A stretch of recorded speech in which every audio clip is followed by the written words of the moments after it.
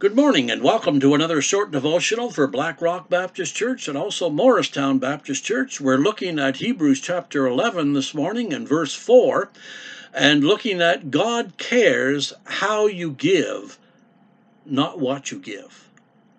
You know, it's interesting that the first person who gets mentioned in Hebrews chapter 11, which is the great faith hall of fame, but the first person who gets mentioned is Abel, one of Adam and Eve's sons. What did Abel do to cause him to be included alongside Moses and Abraham and other significant Bible heroes in Hebrews chapter 11? As far as we know, Abel never did anything great. He never took any major risks, but he gave an offering in faith, and that pleased God. It's not what Abel gave, it's how he gave it. Abel gave with an attitude of faith. Hebrews 11:4 tells us, by faith, Abel brought God a better offering than Cain did. By faith, he was commended as righteous when God spoke well of his offerings. Giving and faith go hand in hand, they go together. God couldn't care less about the amount that you give. God doesn't need your money. He wants your heart. In fact, if you're not giving in faith, don't bother. The Bible says without faith, it's impossible to please God.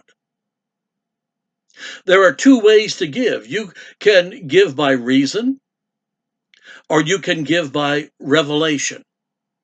To give by reason is to sit down and look at the numbers and figure it out reasonably what you think it makes sense to give.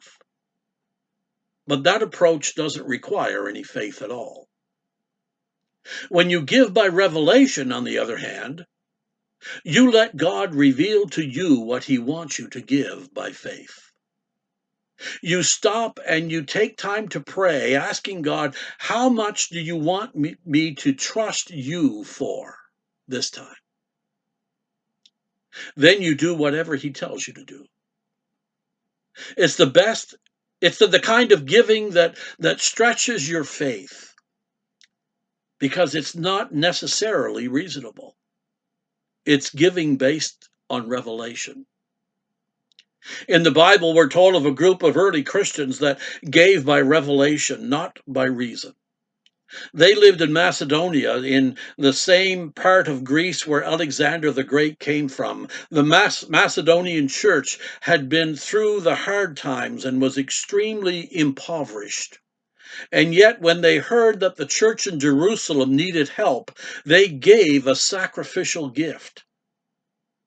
Though the Macedonians had very little money themselves, they gave in faith to help their fellow Christians. Paul says this about them: they have been tested by great troubles, and they are very poor, but they gave much because of their great joy. 2 Corinthians 8, verse 2. Did you notice why the Macedonians gave? Did they give out of guilt? No.